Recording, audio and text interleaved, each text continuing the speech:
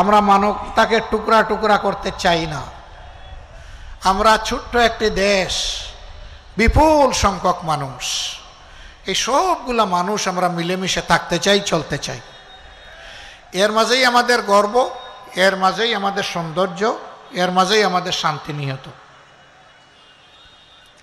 আমরা এই বার্তা সারা বাংলাদেশের সমস্ত জনগণকে দিয়ে চলেছি। এখানে একটা কথা একেবারেই সাফ, এই কথাটি হচ্ছে আমরা এই দেশে কোনো মেজরিটি এবং মাইনরিটি মানি না। আমি আস্তে আস্তে রতনবাবুর বক্তব্য শুনছিলাম, তিনি বলেছিলেন আমি সংখ্যালঘু সম্প্রদায়ের একজন মানুষ। এই কথা আর বলবেন না। কিসের সংখ্যালঘু আর কিসের সংখ্যাগুরু? এই দেশে যেই জন্ম নিছে সেই এ দেশের গর্বিত নাগরিক।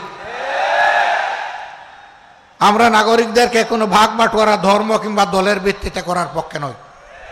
এই বদ হাসলত ছিল অতীতের পতিত স্বৈরাচারের। তারা এই জাতিকে ভেঙে টুকরা টুকরা করে মুখামুখি লাগিয়ে রেখেছিল। যে দেশের জনগণ ঐক্যবদ্ধ থাকতে পারে না, সে দেশের মানুষ মাথা সোজা করে সম্মানের সাথে বিশ্বের দরবারে দাঁড়াতেও পারে না। স্বাধীনতার 54 বছর গেল, আর কত বছর এরকম আমাদেরকে টুকরা টুকরা করে রাখা হবে? আমাদের স্পষ্ট ঘোষণা,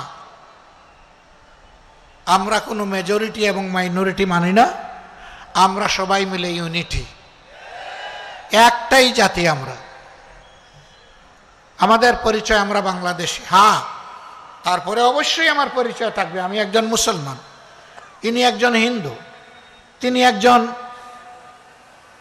বৌদ্ধ, হয়তো আরেকজন খ্রিস্টান। এই 4 ধর্মের বাইরে বাংলাদেশে অন্য কোনো ধর্মের লোক নেই।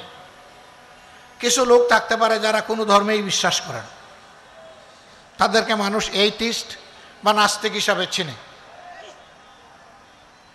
যাই হোক, আমরা সবাইকে নিয়ে চলার পক্ষে। কিন্তু এটাও সত্য যে কেউ যেন কারো ধর্মীয় আবেগে খুচাখুচি না করেন, সুড়সুড়ি না দেন।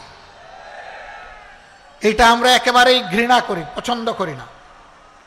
এরকম যদি কোথাও কোনো কিছু ঘটে, আমরা বলবো যে সম্প্রদায়ের মানুষ এটা করবে, প্রথম ওই সম্প্রদায়ের মানুষরা ওরে থামিয়ে দেবে।